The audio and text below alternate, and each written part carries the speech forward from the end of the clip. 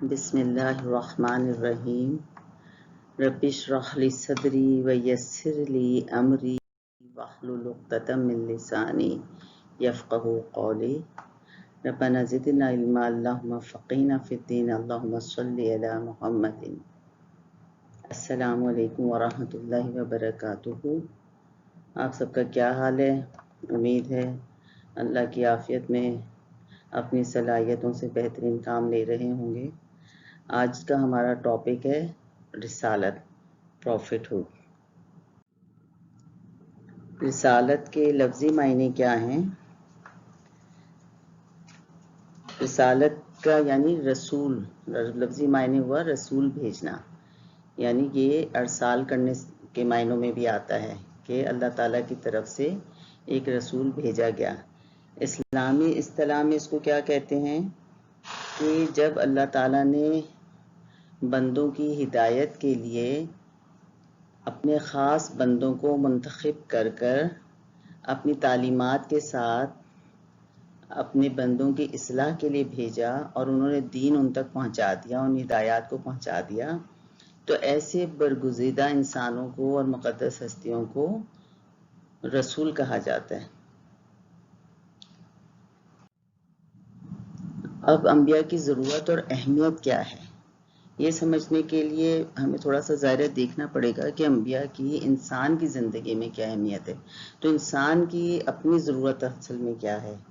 تو انسان کی سب سے بڑی جو ضرورت ہے کہ جب وہ دنیا میں اللہ تعالیٰ نے اس کو بھیج دیا تو صاف طور پر یہ بھی بتا دیا کہ میری ہدایت تم تک آئیں گی اور انہیں ماننا ہوگا، اور جب تم ان کو مانو گے تو دنیا میں بھی کامیابی حاصل ہوگی اور آخرت میں بھی کامیابی حاصل ہوگی۔ تو سب سے پہلا انسان جو اللہ تعالیٰ نے دنیا میں بھیجا وہ ایک نبی ہی تھا، جن کو ہم حضرت آدم علیہ السلام کے نام سے جانتے ہیں، اور وہ اللہ تعالیٰ کی پوری ہدایت کی روشنی میں ہی دنیا میں آئے اور انہوں نے انہی کے مطابق کام کیا۔ اور پھر اللہ تعالیٰ نے وقتاً فوقتاً جب ضرورت کے مطابق، جو کہ ہم آگے دیکھیں گے کہ اور کیا کیا ضروریات ہوتی ہیں معاشرے کی، جبکہ اللہ تعالیٰ انبیاء کو بھیجتے رہے ہیں، تو اس لحاظ سے اللہ تعالیٰ مختلف وقتوں پر مختلف انبیاء کو بھیجتے رہے، اور اس تعلیم اور ہدایت کے ساتھ کہ سب بندوں تک میری مکمل ہدایت پہنچا دیں، اور جو اس کی اطاعت و فرما برداری کرے گا اور اس کا علم حاصل کر لے گا، جو ہدایت بھیجی جائیں گی تو انہیں دنیا اور آخرت کی کامیابی مل جائے گی۔ یہ اس لحاظ سے خاص طور پر اللہ تعالیٰ نے انبیاء کو بھیجا، اور ہماری زندگی میں اس لیے ان کی بہت اہمیت۔ اب یہ چوتھی جو چیز خصوصیت ان کے اندر انتہائی درجے کی پائی جاتی تھی وہ عصمت ہے، انفالیبلٹی۔ اس کا کیا مطلب ہے کہ نبی جو تھے تمام غلطیوں سے پاک ہوتے تھے، معصوم ہوتے تھے، اور ان کا جو اپنے نفس پہ بہت زیادہ کنٹرول ہوتا تھا، اللہ کی نگرانی میں ہوتے تھے، اور ان کو احکام سمجھنے اور ان سے مزید اجتہاد کے ذریعے احکام نکالنے کی، یعنی لوگوں تک احکام کیسے پہنچانے ہیں، ان کو کیسے بتانے، عمل کرنا ہے، تو اس کی مکمل صلاحیت حاصل ہوتی تھی۔ نبی علیہ السلام سے فکر و اجتہاد میں کوئی غلطی نہیں ہوتی تھی، اور نہ ہی اعمال و اخلاق میں ان سے کوئی لغزشیں ہوتی تھی، اور وہ نفس اور شیطان کی اثر اندازی ان کے اوپر نہیں ہوتی تھی۔ تو اس لحاظ سے انبیاء وہ معصوم اور برگزیدہ اور مقدس ہستیاں تھیں جنہوں نے انسان ہی تھے، اور اللہ کی طرف سے عطا کردہ جو ان کو نبی کا اسٹیٹس ملا تھا وہ اللہ کی طرف سے تھا، اور ان کی پوری تعلیمات جو اللہ کی طرف سے تھیں انہوں نے پوری کی پوری لوگوں تک پہنچائیں، اور ان کی زندگی عمومی انسان کی زندگی کے لحاظ سے خطا سے بالکل پاک تھی۔ تو یہ جو انبیاء علیہ السلام آئے، ہم قرآن پاک میں پڑھتے ہیں تو ہمیں بہت تھوڑے سے نام ملتے ہیں، لیکن آپ صلی اللہ علیہ وسلم نے حدیث میں فرمایا کہ اللہ تعالیٰ نے تقریباً 1,24,000 انبیاء دنیا میں بھیجے، تو ان کی مختلف انبیاء کی مختلف پر فضیلت بھی رہی ہے، مختلف رسولوں کی مختلف رسول پر، جس طرح کہ سورہ بقرہ میں اللہ تعالیٰ نے قرآن پاک میں خود کہا تِلْكَ الرُّسُلُ فَضَّلْنَا بَعْضَهُمْ عَلَى بَعْضٍ، کہ ہم نے یہ رسول ہیں، انبیاء کے سارے قصے ساری چیزیں بتائی، اور کہا یہ وہ رسول ہیں، یہ وہ میرے بھیجے ہوئے انبیاء ہیں جن میں سے ہم نے بعض کو بعض پر فضیلت دی ہے۔ جس طرح ہمیں پتہ ہے کہ حضرت موسیٰ علیہ السلام کا لقب کلیم اللہ تھا کہ اللہ سے خطاب کرتے تھے. حضرت عیسیٰ علیہ السلام کو مختلف معجزات دیے گئے تھے. حضرت نوح علیہ السلام کو بہت لمبی عمر دی گئی تھی اور اس میں انہوں نے جو تبلیغ کی تھی ان کی الگ لحاظ سے کوالٹی تھی. اسی طرح حضرت ابراہیم علیہ السلام جن کی اولادیں پھر آگے انبیاء کی آئیں، تو ان میں سب کو اللہ تعالیٰ نے فضیلتیں مختلف اعتبار سے ایک دوسرے پر دی تھی. اور آخر میں ہمارے نبی محمد صلی اللہ علیہ وسلم جب آئے ختم النبیین تو ان کی فضیلت ان تمام انبیاء کے اوپر سب سے زیادہ تھی. اب ہم دیکھتے ہیں کہ دا اسٹیٹس آف پروفٹ ہوڈ جو ہے، منصب رسالت ہوتا کیا ہے، آخر ان کی کیا ذمہ داریاں ہوتی ہیں. ان کی ذمہ داریوں میں ہم دیکھتے ہیں کہ ایک تو اللہ تعالیٰ نے ان کو اس اسٹیٹس پہ رکھا ہوتا ہے کہ ان کی اطاعت کی جائے. ان کے جو بلیورز ہوتے ہیں، ان کے ماننے والے جو لوگ ہوتے ہیں، ان کو ان پر ان کی اطاعت کرنی پڑتی ہے، لازم ہے ان کے اوپر، وہ ان کو چھوڑ نہیں سکتے. پھر دوسرا کیا ہے کہ شاہر کتاب اللہ، کہ اللہ کی کتاب کی وہ شرح فرماتے ہیں. جو بھی کتاب اللہ کی طرف سے آتی ہے، جو بھی صحیفے آئے، جو بھی تعلیمات آئیں، ان کی ایک ایک چیز کو کھول کر انہوں نے بتایا، آسان کر کر کے. جیسے ہم کہتے ہیں نا کسی کتاب کی شرح میں مل جائے کہ آسان کیا ہے، کس طرح سے اس کو سولو کرنا ہے، تو وہ ان کا منصب تھا. تیسرا کیا تھا کہ وہ معلم و مربی تھے، کہ وہ تعلیم دیتے تھے، علم دیتے تھے اور پھر اس کے مطابق ان کی تربیت کرتے تھے. مربی کس سے؟ تربیت سے. تربیت بھی کرتے تھے، صرف یہ نہیں کہ علم دے کے چھوڑ دیا اور پھر چلے گئے، نہیں، بس ایک ایک چیز کو سکھاتے تھے، کیسے کرنا ہے عمل کے لیے، کہ اس میں کیا آسانیاں ہیں، کس لحاظ سے اللہ تعالیٰ زیادہ خوش ہوں گے اور کس چیز کو رک جائیں گے تو یہ عمل کرنا زیادہ آسان ہوگا. ایک ایک چیز کو تفصیل سے بتانا. پھر کیا تھا کہ پیشوا اور نمونہ تقلید تھے، یعنی ان کے اندر لیڈرشپ کوالٹی ہوتی تھی، ماڈل ہوتے تھے وہ، اور وہ رول ماڈل سب لوگوں کے لیے ہوتے تھے کہ لوگ ان کو بہت آسانی سے دیکھ کے اوبے کر لیتے تھے چیزوں کو. پھر شارع اور قانون ساز وہ ہوتے تھے، یعنی شریعت وہ مقرر کرتے تھے اور قانون سازی بھی اس کے مطابق کرتے تھے. جس بھی قوم میں نبی آتے تھے وہ ان کو اللہ کے حکم کے مطابق، ہدایت کے مطابق ان کی پھر شریعت مقرر کر کے کہ قانون سازی کیسے کیسے ہوگی، کس کا جیسے قصاص و دید کا قانون ہے یا مختلف معاملات میں غیر ملکی لوگوں اقوام کے ساتھ جو قانون سازی ہے، ملک کیسے چلانا ہے اس کے لیے جو قانون سازی ہے، وہ ان کا اختیار ہے، ان کا منصب ہے کہ وہ اس کو خود بنائیں گے اور اس کے امپلیمنٹیشن ہوگی. پھر قاضی اور حکم بھی وہی تھے، یعنی کہ وہ جج ہوتے تھے اور وہی سارے ان کے اوپر فیصلے کرتے تھے. انبیاء آپ اللہ تعالیٰ کی رہنمائی میں، اللہ تعالیٰ کی ہدایت کی روشنی کے اندر، تو یہ ان کا بہت بڑا اسٹیٹس تھا. اب ہم یہ دیکھتے ہیں نا کہ دنیا میں جتنے بھی لوگ آئے ہیں تو ان کے جو بیٹے عبداللہ ہیں ان کی شادی ہوتی ہے مدینہ کی ایک بہت اچھے قبیلے کی خاتون آمنہ سے، اور ان کے یہاں بیٹے کی پیدائش سے پہلے ہی انتقال ہو جاتے ہیں عبد المطلب کے صاحبزادے کا. اور اس کے بعد محمد صلی اللہ علیہ وسلم کی جب پیدائش ہوتی ہے تو یتیمی کی حالت میں ہوتی ہے. دادا ان کو پالتے ہیں، وہ چھوٹے سے ہی ہوتے ہیں تو ان کی ماں کا انتقال ہو جاتا ہے، اور ابھی شاید 6 سال کے ہی ہوتے ہیں تو ان کے دادا کا بھی انتقال ہو جاتا ہے، اور وہ اپنی چچا کی زیر سرپرستی آ جاتے ہیں. وہ ان کے گارجین بن جاتے ہیں، جن کے اپنے بہت سے بچے ہیں اور حالات معاشی لحاظ سے فائنینشلی بہت اسٹرانگ نہیں ہیں ان کے، تو وہاں پڑھنے کا تو سوال ہی نہیں پیدا ہوتا کہ ایسے بچوں کی پھر پڑھائیاں ہو سکیں. اور وہ چونکہ چچا کے پاس جانور ہیں، بکریاں وغیرہ، ان کو وہ بھی چرانا شروع کر دیتے ہیں. لیکن اس بچے کے بارے میں لوگ غور و فکر کرتے ہیں، ویسے ہی دیکھتے بھی ہیں عام نظر میں. کبھی وہ جا کے طواف کرتے ہوئے ایسی حرکت نہیں کرتے جو وہاں پہ جہالت کی رائج ہو گئی تھی، برہنہ ہو کے کرنا یا گالیاں ایک دوسرے کو دینا یا سیٹیاں بجانا وغیرہ، وہ نہیں کرتے تھے. اور وہ بہت کبھی کسی کا مال نہیں کھاتے تھے، بہت بالکل صادق و امین کے نام سے وہ وہاں پر مشہور ہو گئے کہ ہمیشہ وہ سچ بولتے تھے. اور چھوٹی سی عمر میں لوگ ان کے اوپر اتنا ٹرسٹ کرتے تھے کہ اپنی امانتیں ان کے پاس لے جا کر رکھوا دیتے تھے، اور وہ ان کے امانتوں کی حفاظت اپنی جان سے بھی بڑھ کر کرتے تھے. پھر یہ جب بچے سے یہ جوانی کی طرف بھی گئے، اور پھر انہوں نے جب ان کی شادی کا موقع بھی آیا تو اس وقت بھی یہ 25 سال کے نوجوان تھے، این جوانی کی اس میں، اور بہت خوبرو اور سب کچھ، مگر ایک 40 سالہ عورت سے ان کی شادی ہوتی ہے جو ان سے عمر میں کتنی بڑی ہو گئی، 15 سال، اور وہ بیوہ ہیں اور ان کے بچے بھی ہیں. تو ان کی جب اتنی پاک باز زندگی کو دیکھتے ہیں لوگ تو ان کو ویسے ہی صادق و امین کا تو خطاب دیتے ہی ہیں، مگر ان کی قدر و منزلت اس ان کے درمیان دلوں میں بہت زیادہ ہوتی ہے، بہت محبت سے ان کو رکھتے ہیں.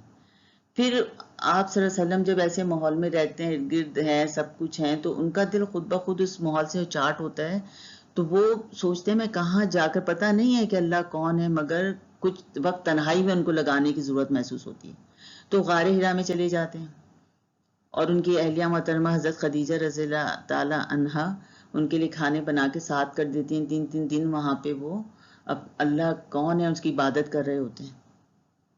یعنی اتنی زیادہ ان کے اندر خدا پرستی ہے کہ یہ چیزیں صحیح نہیں ہیں، کچھ اور ہے جو صحیح ہے. تو ایسے میں پھر ہمیں پتہ ہے نا کہ آپ صلی اللہ علیہ وسلم پر کس طرح حضرت جبرائیل علیہ السلام آتے ہیں، اور میں نے پچھلے اپنے لیکچرز میں آپ کو بتایا ہے کہ سورہ الگ کی 5 ابتدائی آیات جو ہیں تو ان کے سامنے پیش کرتے ہیں، اور ان کو بتایا جاتا ہے کہ آپ اللہ کے نبی ہیں. پھر جب وہ وہاں سے واپس آتے ہیں، اب وہ شخص جس نے کہیں پڑھا نہیں ہے، کچھ نہیں ہے، اب وہ آ کر لوگوں کو اپنی باتیں بتاتا ہے. اب وہ کیا بتاتے ہیں کہ ان کے اندر ایک تو طاقت پیدا ہو جاتی ہے، سچ بول تو پہلے ہی بولتے ہیں، لیکن لوگوں کو برائی سے منع کرنے کی. دیکھیں، اچھائی کی باتیں سب کر لینا ایک بات ہوتی ہے، مگر کمال اصل یہ بھی ہے کہ آپ حکمت و دانائی کے ساتھ لوگوں کو برائی سے روکیں. تو وہ ایسا فصیح و بلیغ کلام پیش کرتے ہیں جو لوگوں نے ویسا سنا نہیں ہوتا، مگر وہ واضح اور صاف ہوتا ہے اور دلوں پر جا کے اثر کرتا ہے. پھر ہم دیکھتے ہیں جو ان کی پوری ہسٹری اٹھا کر، تو اس میں کیا ہے کہ آپ صلی اللہ علیہ وسلم نے پھر اس میں جو وہ ان کے اتنے دوست، محبت کرنے والے رشتے دار، ان پر جان چھڑکنے والے لوگ تھے، وہ ان کے دشمن بن جاتے ہیں اور ان کو برا بھلا کہتے ہیں، حتیٰ کہ ان کا جو سگا چچا ہوتا ہے ابو لہب، اور وہی ان کا سب سے جانی دشمن بن جاتا ہے. اور اسی طرح ہم جو پورے واقعات اگر پڑھیں تو آپ صلی اللہ علیہ وسلم پر اتنا ظلم و ستم کیا جاتا ہے اور ان کے ماننے والوں پر کہ بالآخر وہ ہجرت کرنے پر مجبور ہو جاتے ہیں، اور پھر اللہ تعالیٰ ان کو ہجرت کے لیے مدینہ لے جاتے ہیں. پھر ہم نے دیکھا اب جو بھی مشکلات اس عرصے میں ہوئی، مگر وہاں جا کر 13 سال وہ مشقت اور ظلم و ستم کی بھٹی میں جل کر کندن بن کر پھر وہ جاتے ہیں وہاں پر مدینہ، اور وہاں پر وہ ایک اسلامی ریاست کی بنیاد رکھتے ہیں. اور اس 10 سال کی قلیل مدت میں آج ہمارے پاکستان کو دیکھنے کتنا عرصہ طویل ہو گیا بنے ہوئے، کوئی ایک بھی چیز ہم سوچیں کہ یہاں پر ہم قانون سازی کر چکے ہیں، ہمارے حکمران کر چکے ہوں جس سے کہ یہ فلاحی ریاست بن سکے. اللہ آگے توفیق دے ہمارے حکمرانوں کو. لیکن صرف 10 سال کی وہاں پہ مدت میں انہوں نے قانون سازی کی کہ وہی اشعار کتاب اللہ کے، اللہ کی کتاب کو کھول کھول کر بتایا، پھر لوگوں کو علم پہنچایا، ان کی تربیت کی، اور پھر ان کے ذریعے قانون سازی ہوئی، اور پھر کس طرح اس قانون کا نفاذ ہوا. 23 سال کی مختصر مدت میں ایک انقلاب برپا کر دیا. یعنی وہ لوگ جنہوں نے مان لیا اللہ کو، وحدانیت کو، مونوتھزم کو، وہ تو آئے ہی اللہ کی طرف، اور اس سے اللہ نے ان کے اندر بڑی طاقت دی اور ان سے عرب و عجم فتح کرا دیے. لیکن جن لوگوں نے نہیں مانا، ان لوگوں نے بھی جو اپنے مذاہب کو بھول چکے تھے، ان لوگوں نے بھی اللہ کی وحدانیت پہ غور کرنا شروع کر دیا کہ اللہ کوئی ہے جس کو کہ ماننا چاہیے. تو یہ نبوت محمد صلی اللہ علیہ وسلم کا ایک بڑا لاجیکل پروف ہے، عقلی ثبوت ہے کہ ایک ایسا شخص کیسے کر سکتا ہے. ہم اپنے دور میں دیکھ لیں، آج ہم کتنے بڑے بڑے ہو گئے ہیں، اور آج تک ہم نے کیا پڑھ لیا اور ہم نے کیا پہنچا دیا لوگوں تک. اور ایک شخص نے جس نے کہ کسی تعلیمی ادارے کی شکل نہیں دیکھی تھی، اور اس نے جو علم حاصل کیا وہ دنیاوی علم نہیں تھا، وہ کیا تھا؟ الہامی علم تھا، اللہ کی طرف سے آیا تھا، وہ وحی کی روشنی تھی. تو اس کے اندر اس ساری ہدایات آئیں اور اس پر سارا کچھ عمل کر کر بتا دیا گیا. اب ہم دیکھتے ہیں کہ رسول اللہ صلی اللہ علیہ وآلہ وسلم سے ہمارے تعلق کی بنیاد کیا ہے. پہلے تو یہ تھا نا، رسالت کا منصب تھا، سارے انبیاء نے وہ کام کیے، مگر پھر آخر میں جب محمد صلی اللہ علیہ وسلم آئے تو ان کی نبوت کا جو ہم نے لاجیکل ثبوت دیکھا وہ، اور پھر ہم چونکہ ان کے ماننے والے ہیں نا، ہم ان کے فالوورز ہیں، تو ہمارے ان سے ایک الگ تعلق ہوگا. تو رسول اللہ صلی اللہ علیہ وآلہ وسلم سے ہمارے تعلق کی بنیاد کیا ہے؟ دیکھیں آپ صلی اللہ علیہ وسلم اور دیگر انبیاء یہ اللہ کی وہ مقدس اور برگزیدہ ہستیاں ہیں کہ ان کے اوپر جب ہم بات کرتے ہیں، ان کا نام لیتے ہیں، تو ان پر درود و سلام بھیجتے ہیں نا. حضرت ابراہیم علیہ السلام، حضرت موسیٰ علیہ السلام، حضرت نوح علیہ السلام، حضرت عیسیٰ علیہ السلام اور رسول اللہ صلی اللہ علیہ وسلم. تو یہ ہم درود و سلام، ان کا اتنا احسان ہے کل انسانیت کے اوپر، تو یہ ہم ان کے بغیر نہیں بات کرتے، اور یہ ہمیں قرآن سے ہی تعلیمات دی گئی ہیں. تو رسول اللہ صلی اللہ علیہ وسلم سے ہم جو ان پر ایمان لائے ہیں، ہمارے تعلق کی بنیاد کیا ہے؟ نمبر 1 کیا کہ ہمارا غیر مشروط ایمان ہے. اسلام کے دائرے میں آنے سے پہلے ہم ساری چیزیں سمجھ لیں اچھی طرح کہ دین کیا ہے، محمد صلی اللہ علیہ وسلم پر ایمان لانے اس کے بعد ہمیں کیا کچھ کرنا ہوگا، اور اس سے بعد آنے کے بعد ہم نہیں یہ بات سوچیں گے کہ یہ اللہ کے رسول محمد صلی اللہ علیہ وسلم نے کیوں کہہ دیا، ایسا کیوں ہوا، یہ کام تو مشکل تھا، ایسا تو نہیں ہونا چاہیے تھا. اب ہم لوگ جس کمیونٹی سے تعلق رکھتے ہیں، جن مسلمانوں کے گروہ سے ہم تعلق رکھتے ہیں، ہماری نسل اس وقت تعلق رکھتی ہے، ہم وہ لوگ ہیں پاکستان کے بالخصوص جو لوگ ہیں، ان کی اکثریت جو ہے وہ مسلمان گھرانوں میں ہی پیدا ہوئی ہے. اب وہ یہ سمجھتے ہیں کہ ہم تو جدی پشتی مسلمان ہیں. میں آپ کو ایک بات بتاؤں کہ حضرت عائشہ رضی اللہ تعالیٰ عنہ کی بہت سی فضیلتیں تھیں نا دوسری امہات المومنین پہ. ان میں ایک فضیلت یہ بھی تھی کہ ان کے ماں باپ دونوں مسلمان تھے. تو وہ بیان کرتے تھے اس بات کو کہ اوروں کے دونوں مسلمان نہیں ہیں، اور امہات المومنین کے ماں باپ میرے دونوں مسلمان تھے. اور یہ اعزاز و فخر ہم میں ہر ایک کو ملا ہوا ہے یہاں پر، لیکن ہمیں کچھ پتہ ہی نہیں. ہم تو کہتے ہیں ہم نے تو آنکھیں کھولی، ہمیں کیا پتا تھا کہ اسلام کیا ہے اور دین کیا ہے اور اس کو سمجھنا کیسے تھا. اصل میں تو ایک انسان کے اندر اللہ نے جو عقل رکھی ہے اس کے ذریعے بھی وہ اللہ تک پہنچ سکتا ہے، لیکن عقل کامل نہیں ہوتی. وہ اللہ تک تو پہنچ جائے گا، لیکن زندگی گزارنے کے طریقے اسے کہاں سے پتہ چلیں گے؟ وہ انبیاء کے ذریعے پتہ چلیں گے. اور اب آخر میں قیامت تک ہمیں وہ محمد صلی اللہ علیہ وآلہ وسلم کے ذریعے ہی پتہ چلیں گے. اور ہمیں اس پر ایمان رکھنا ہوگا کہ جو بھی زندگی کا طریقہ ہے وہ آپ صلی اللہ علیہ وسلم نے بتایا ہے وہی بہترین ہے. یعنی ہمیں کوئی اور بھی طریقہ بتاتا ہے اگر کہ یہ اچھا ہے وہ اچھا ہے، تو ہم اس کو چیک کریں گے آپ صلی اللہ علیہ وسلم کے طریقے کے اوپر کہ کیا آپ صلی اللہ علیہ وآلہ وسلم نے بھی ایسا بتایا ہے. اور وہ بتایا ہے تو پھر ہم اس پر ایمان لے آئیں گے اور عمل کریں گے، اور اگر نہیں اس کے مطابق تو ہم اس کو ریجیکٹ کر دیں گے.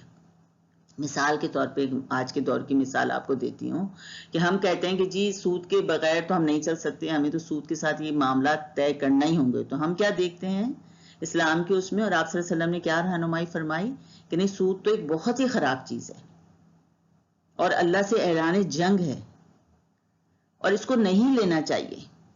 ایک تو سودی کاروبار میں انوالو نہیں ہونا چاہیے، اور بحالت مجبوری اگر آپ بینکوں میں اپنے پیسے رکھواتے ہیں اور وہاں پہ ایک سودی سسٹم چل رہا ہے تو وہاں پر ہم سود وصول نہ کریں. ہمیں تو یہ رہنمائی ملتی ہے نا.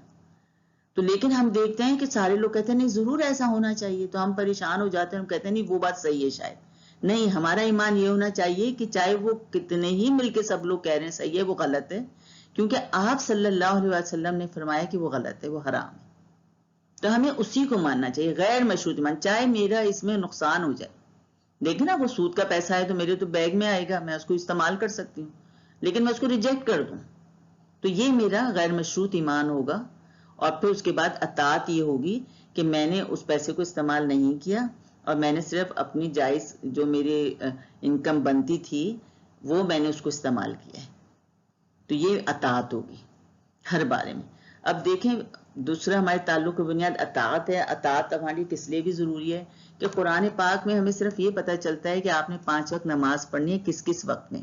اس میں بتایا گیا ہے کہ صبح کے کنارے پر، رات کے کنارے پر، درمیان میں، اس طرح دن کے. لیکن یہ ساری چیزیں ہمیں تفصیلات کس نے بتائی ہیں؟ تفصیلات کس نے بتائی ہیں کہ وہ آپ صلی اللہ علیہ وسلم نے بتایا کہ وہ 5 نمازوں کے اوقات کیا ہیں، پھر وہ نماز ہمیں کس طرح سے پڑھنی ہے اور اس کے اندر کیا کیا پڑھنا ہے. تو یہ اطاعت ہے کہ ہم ویسا ہی کریں گے جیسا کہ آپ صلی اللہ علیہ وسلم نے ہمیں بتا دیا ہے. اور اس کے بعد اطاعت تو فالو کرنا ہے کسی کو، لیکن محبت کے ساتھ فالو کرنے کو کیا کہتے ہیں؟ اتباع.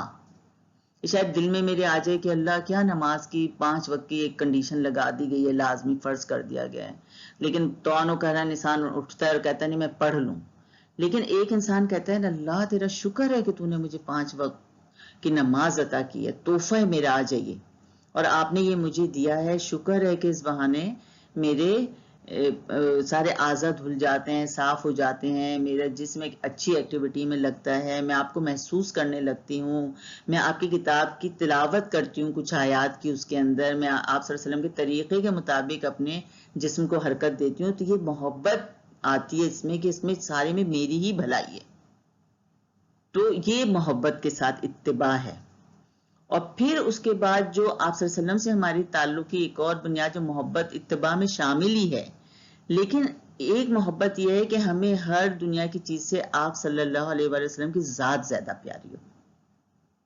جیسے میں نے پچھلے لیکچر میں شاید آپ کو یہ مثال دی تھی کہ ایک دفعہ حضرت عمر سالانہ بیٹھے تھے اور بہت محبت سے آپ صلی اللہ علیہ وسلم کو بار بار دیکھ رہے تھے اور کہنے لگے کہ اللہ کے رسول محمد صلی اللہ علیہ وآلہ وسلم، اس وقت آپ مجھے اپنی جان سے بڑھ کر بھی پیارے ہیں، اپنی جان کے سوا باقی ہر چیز سے پیارے ہیں. یہ کہا حضرت عمر رضی اللہ عنہ نے، یہ فرمایا کہ مجھے اس وقت آپ میری جان کے سوا ہر چیز سے پیارے ہیں، عزیز ہیں.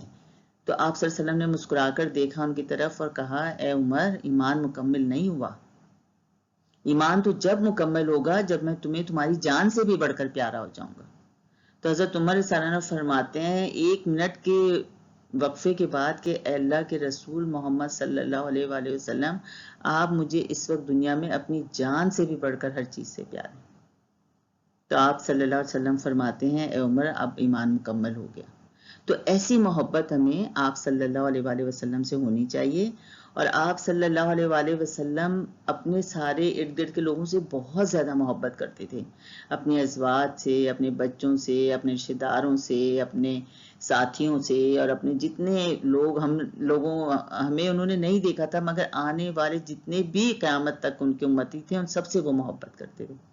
تو ہمیں بھی یہ ہے کہ ہم سب سے بڑھ کر تو آپ صلی اللہ علیہ وآلہ وسلم سے محبت کریں اور اس کے بعد ان تمام سے بھی محبت کریں جن سے کہ آپ صلی اللہ علیہ وسلم محبت کرتے تھے. اور دیکھیں قرآن پاک میں یہ بھی بتا دیا کہ صرف رسول اللہ صلی اللہ علیہ وسلم کی محبت جو ہے، اتباع جو ہے، یعنی محبت سے پیروی کرنا ہی جو ہے، وہ تمہیں کہاں تک پہنچا دے گا؟ اللہ کی محبت تک. سورہ آل عمران میں یہ آیت ہے جو آپ کے سامنے لکھی ہوئی ہے، قُلْ إِن كُنتُمْ تُحِبُّونَ اللَّهَ، کہہ دیجئے اگر تم اللہ سے محبت کرنا چاہتے ہو، اللہ کی محبت چاہتے ہو، تو اس کا ایک آسان سا طریقہ کیا ہے؟ فَاتَّبِعُونِی، بس میرا اتباع کرو. اتباع، محبت کے ساتھ میری پیروی کرو. یحببکم اللہ، اللہ تعالیٰ تم سے محبت کرے گا. اور صرف وہ محبت نہیں کرے گا بلکہ اگلا کام کیا کرے گا؟ وَيَغْفِرْ لَكُمْ ذُنُوبَكُمْ، وہ تمہارے گناہوں کو بھی معاف کر دے گا، بخش دے گا. وَاللَّهُ غَفُورٌ الرحیم، اس لیے کہ اللہ تعالیٰ بہت زیادہ معاف کرنے والے اور رحم فرمانے والے. تو ہمیں اس محبت کے ساتھ اللہ تعالیٰ کی محبت حاصل ہو جائے گی. اور کیا ہمیں اللہ کی محبت کی ضرورت نہیں ہے؟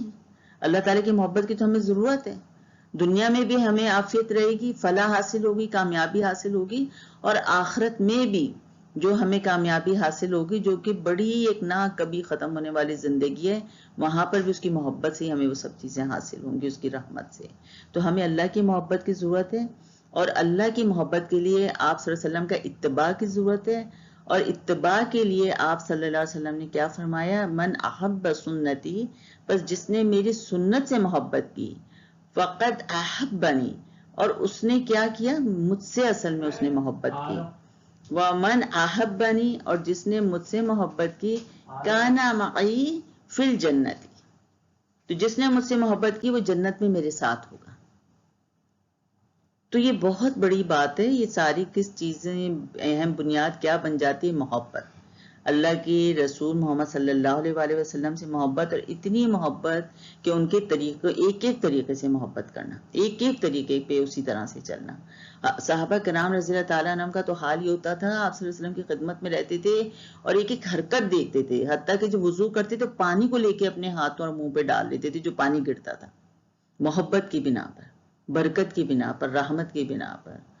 اور اسی طرح جب سنت سے محبت ہے، اللہ کے رسول محمد صلی اللہ علیہ وسلم سے محبت ہے اور ان کا اتباع ہو رہا ہے، محبت کے ساتھ پیروی ہو رہی ہے، تو پھر یہ محبت ہمیں اللہ کی محبت کا حقدار بنا دیتی ہے. اللہ تعالیٰ دے اپنی رحمت سے ہمیں ایسی محبت اور ایسا اتباع. اب اس کے اندر ہمارے لیے یہ بھی ایک بڑا ضروری عقیدہ ہے ہمارا کہ عقیدہ ختم نبوت ہمارا ہونا چاہیے. ہم کہتے ہیں نا انبیاء علیہ السلام آئے، دیگر جتنے مذاہب ہیں جو ہم دیکھتے ہیں اس وقت بڑے جو الہامی مذاہب ہیں، الہامی مذاہب کون سے ہوتے ہیں؟ جن کے پاس اللہ تعالیٰ کی طرف سے کتاب آئی، جیسے یہودیت ہے، عیسائیت ہے اور اسلام ہے.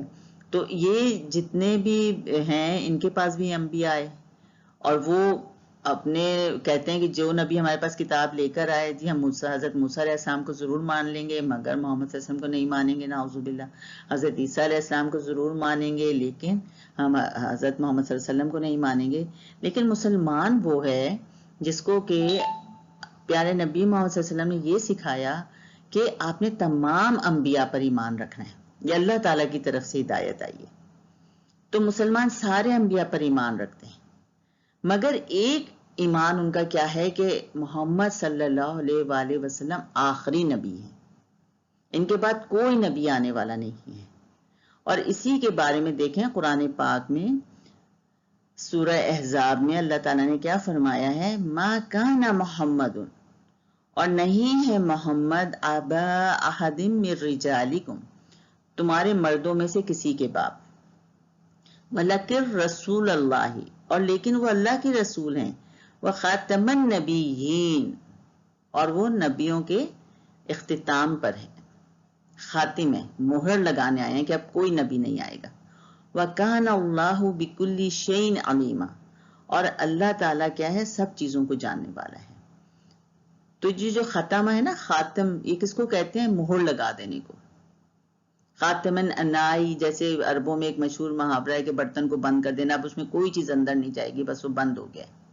تو اسی طرح خاتم الکتاب، بس یہ مکمل ہو گیا ہے کتاب یا خط جو ہے، اب اس میں کوئی اضافہ کمی نہیں ہوگی. تو خاتم النبیین عربوں کی زبان تھی، تو اس سے بخوبی فوراً وہ سمجھ گئے کہ اب اس کے بعد کوئی نبی نہیں آئے گا. یعنی محمد صلی اللہ علیہ وآلہ وسلم جو ہیں اللہ تعالیٰ کی جو نبی اور ہیں، مگر ساتھ میں کیا ہیں؟ آخری نبی بھی ہیں. اب ان کے بعد قیامت تک کوئی رسول، کوئی نبی آنے والا نہیں ہے. پھر اسی بات کو بہت طرح سے بتایا گیا، جیسے حدیث کے اندر بھی بتایا ہے، آپ صلی اللہ علیہ وسلم بہت سی احادیث میں بتایا ہے کہ مجھ پر جو ہے تو نبوت ختم ہو گئی ہے اور میرے بعد کوئی نبی نہیں آئے گا، مجھ پر رسالت ختم ہو گئی ہے اور میرے بعد کوئی رسول نہیں آئے گا. تو جو کچھ ہے آپ صلی اللہ علیہ وسلم کا لیٹسٹ ایڈیشن ہے سارے ہدایت کا جو اللہ تعالیٰ نے ان کو ذریعے دیا ہے، وہ سنت میں، حدیث کی صورت میں موجود ہے. تو عقیدہ ختم نبوت کو سمجھنے کے لیے ہمیں تھوڑا سا یہ سمجھنا بھی پڑے گا اپنے ایمان کو اسٹرانگ کرنے کے لیے، ورنہ ہمارا الحمدللہ عقیدہ ختم نبوت ہے کہ آپ صلی اللہ علیہ وسلم آخری نبی ہیں. لیکن کوئی ہم سے پوچھے بھئی کیوں آخری نبی ہیں، تو ہم ایک دم سوچنے لگتے ہیں پتہ نہیں کیوں آخری نبی ہیں. لوگ کہہ دیتے ہیں نا کہ آپ لوگ بات کرتے ہیں کہ عرب کے دور میں جب وہ اتنی جہالت تھی اور اندھیرا تھا، کوئی علم نہیں تھا اور لوگ یوں بھٹک رہے تھے اور یوں مصائب تھے اور یوں پریشانیاں تھیں، وہ تو آج بھی ہیں. تو ہو سکتا ہے آج بھی کوئی نبی آ جائے، نعوذ باللہ. تو ہم سوچنے لگے ہاں واقعی ایسا بھی کچھ ہو سکتا ہے. تو نہیں، ہمیں پتہ ہونا چاہیے کہ نہیں، آپ صلی اللہ علیہ وسلم آخری نبی کیوں ہیں. تو اب ہم یہ دیکھتے ہیں کہ اللہ تعالیٰ نے قرآن پاک میں ہمیں کیا بتایا ہے کہ کن صورتوں میں وہ انبیاء کو بھیجتے رہے ہیں اللہ تعالیٰ. تو انبیاء کو ایک تو دیکھیں یہ منصب نا اللہ کی طرف سے حاصل ہوتا ہے، بندہ خود نہیں حاصل کر سکتا، اور یہ اللہ تعالیٰ خود ہی اپوائنٹ کرتے ہیں جس کو بھی اس نے بھیجنا ہے. تو اس میں کیا ضرورت ہوتی ہے بھیجنے کی؟ سب سے پہلی تو یہ ہوتی ہے کہ کسی کو دین کی دعوت دینی ہو. اب ایک ایسی قوم ہے جس کے پاس اللہ کے دین کی دعوت نہیں ہے، اس کو دین کی دعوت یعنی رہنمائی دینی ہے. ہر نبی کا جو ہدایت تھی نا، جو دین تھی، وہ اس کا نام اسلام ہی تھا. ان لوگوں نے خود، ان کے پیروکاروں نے، کسی نے یہودیت بنا لیا، کسی نے عیسائیت بنا لیا.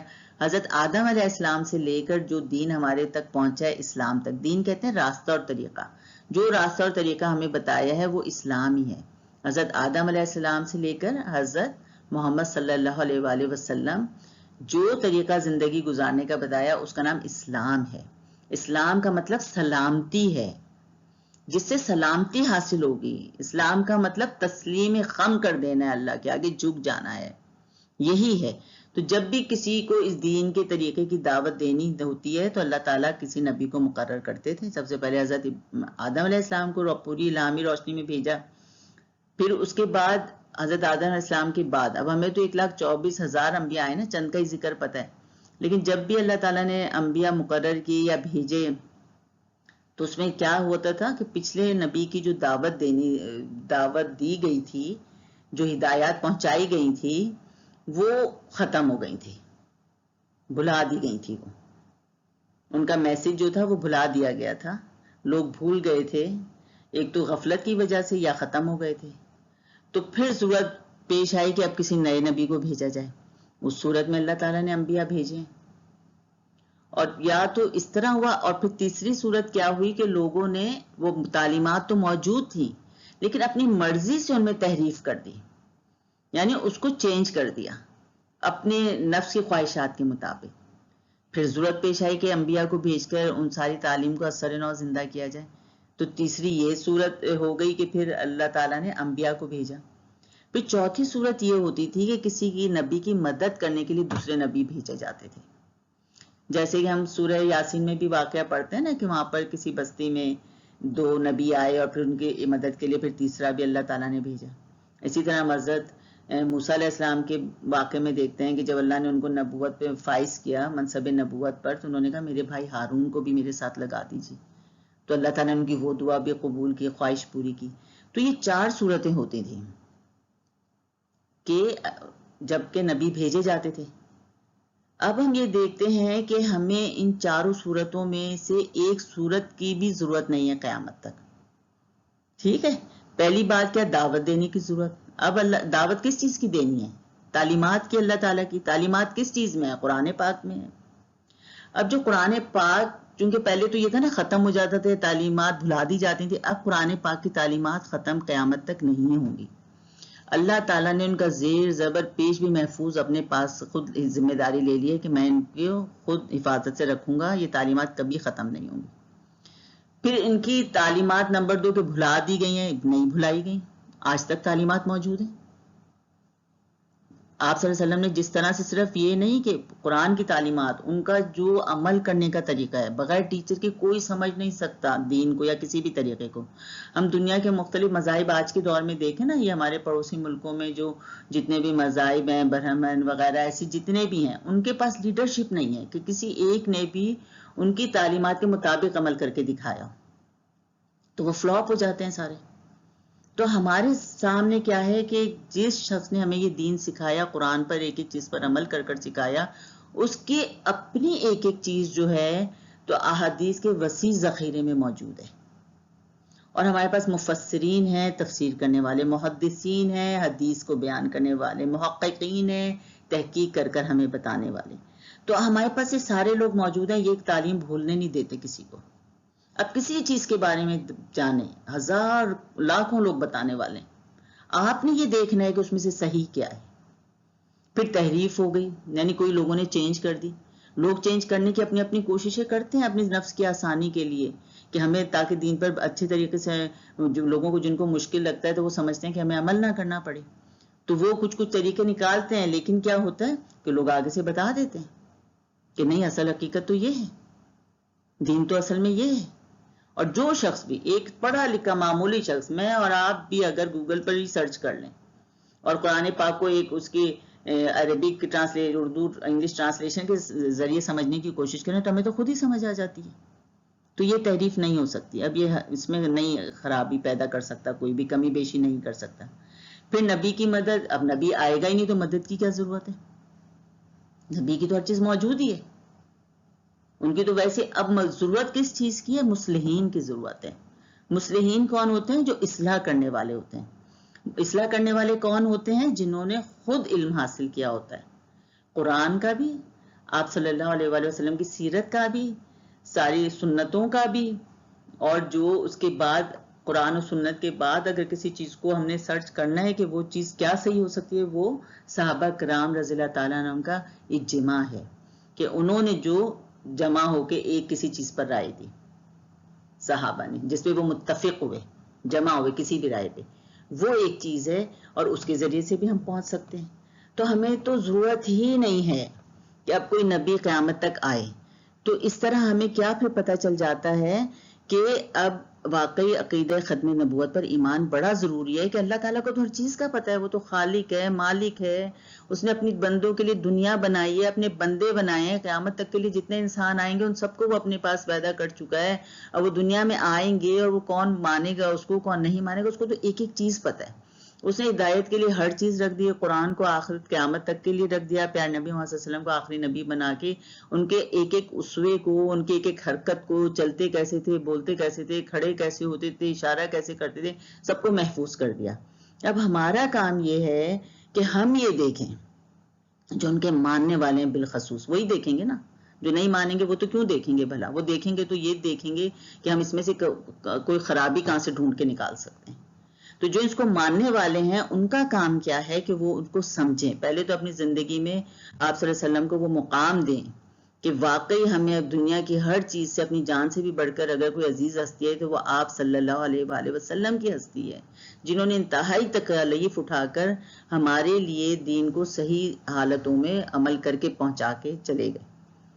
اور پھر اس کے بعد کوئی چیز دنیا کی ایسی نہیں ہے جس کا ہمیں سولوشن ان کی تعلیمات میں نہ ملتا ہو، جہاں پہ ہمیں رہنمائی نہ ملتی ہو۔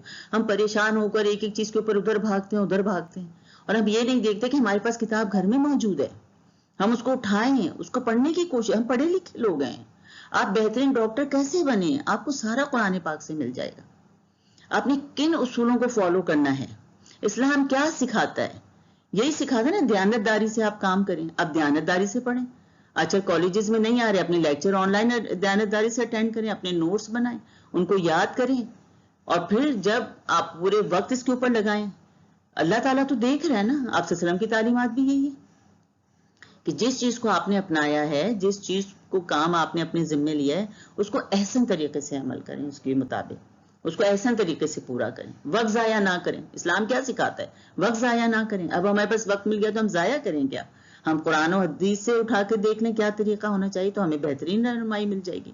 5 وقت آپ نمازیں پڑھیں، آپ قرآن کو وقت دیں، قرآن کو سمجھیں، عربی زبان سے محبت کریں۔ اتنے سارے اور علوم سیکھ رہے ہیں، ابھی بہترین وقت ہے، اس میں قرآن پاک کو سمجھنے کی کوشش کر لیں، اس کی زبان کو روز 3 آیات پڑھ لیں، ایک آیت پڑھ لیں ترجمے تفسیر کے ساتھ، اس کے ایک ایک لفظ کو سمجھ لیں۔ دنیا کی کتنی لینگویجز سیکھ رہے ہیں، کیا ایک عربی زبان نہیں سیکھ سکتے؟ سب سے آسان ہے، ہماری اردو سے قریب ترین ہے وہ۔ تو ہر چیز ہمیں آپ صلی اللہ علیہ وسلم کی زندگی سے مل جاتی ہے۔ اسی لیے میں نے آخر میں یہ والی آیت رکھی ہے جو کہ بہت ہی پیاری سورہ احزاب کی آیت ہے، لَقَدْ كَانَ لَكُمْ، آپ سب کے لیے ہے، فی رسول اللہ، اللہ کے رسول کی زندگی میں، اسوۃ حسنہ، ایک خوبصورت نمونہ، ایک خوبصورت نمونہ۔ آپ اگر یہ دیکھنا چاہیں کہ آپ ٹیچر کیسے بنے، آپ ڈاکٹر کیسے بنے، آپ بیٹے کیسے بنے، آپ بھائی کیسے بنے، آپ اسٹوڈنٹ کیسے بنے، آپ ایک ملک کے شہری کیسے اچھے بنے، آپ ایک کل انسانیت میں انسان کیسے اچھے بنے، تو یہ سب کچھ آپ کو کہاں سے مل جائے گا؟ فی رسول اللہ اسوۃ حسنہ، خوبصورت نمونہ، حسنہ حسن سے، خوبصورت نمونہ آپ لوگوں کو اللہ کے رسول محمد صلی اللہ علیہ وآلہ وسلم کی زندگی سے مل جائے گا۔ کس کو ملے گا؟ لمن کان یرجو اللہ، اس شخص کو جو کہ اللہ کی طرف رجوع کرے، والیوم الآخرہ، اور آخرت کی طرف۔ یرجو کا کیا مطلب ہے؟ رجوع کرنا، یعنی اللہ کی طرف بار بار رجوع کرنا ہے، اس کو پتہ ہے، اس پر ایمان ہے اس کا کہ میں نے ایک آخر میں تو اللہ کی طرف لوٹ کر جانا ہے، اور وہ ایک دن ہوگا آخرت کا۔ تو جس کا اس کے اوپر ایمان ہوگا اللہ اور آخرت کے دن پر، اس کو ضرور اس میں سے ایک اچھا نمونہ مل جائے گا۔ وَذَكَرَ اللَّهَ كَثِيرًا، اور وہ اللہ کا ذکر کرتا ہے بہت کثرت کے ساتھ۔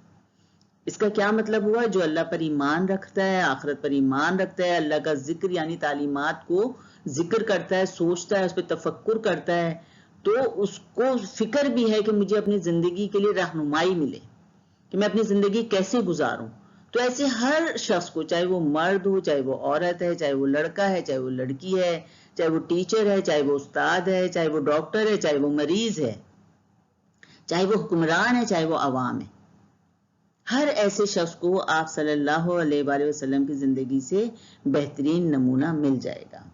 تو اللہ تعالی ہمیں توفیق عطا فرمائے کہ ہم آپ صلی اللہ علیہ وسلم کو اپنی زندگی میں وہ مقام دیں جس کے کہ آپ صلی اللہ علیہ وسلم حقدار ہیں، اور آپ صلی اللہ علیہ وسلم کی سنتوں پر بہترین طور پر ہمیں عمل کرنے کی توفیق عطا فرمائے. یہ وہ ہستی ہے جس کے اوپر اللہ تعالیٰ نے فرمایا کہ ایک دفعہ آپ درود بھیج دیں تو آپ کو 10 نیکیوں کا اجر مل جاتا ہے، آپ کے 10 گناہ معاف ہو جاتے ہیں، آپ کے 10 درجات بڑھ جاتے ہیں. تو کثرت سے ہمیں درود شریف پڑھنے والا بنائے، اور آخرت میں ہمیں پیارے نبی محمد صلی اللہ علیہ وسلم کا ساتھ نصیب فرمائے، اور آپ صلی اللہ علیہ وآلہ وسلم کے ہاتھوں سے ہمیں جام کوثر نصیب فرمائے. کوثر سے اپنا جو ان کو حوض، ان کو نہر عطا فرمائی اللہ تعالیٰ نے، اس سے وہ اپنے امتیوں کو سیراب کریں گے تو ہمیں ان کے ہاتھ سے وہ جام ضرور اللہ نصیب فرمائے.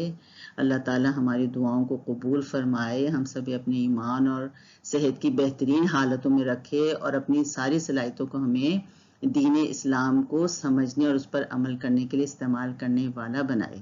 سبحانک اللہم و بحمدک، نشہد ان لا الہ الا انت، نستغفرک و نتوب الیک. جزاکم اللہ خیرا کثیرا.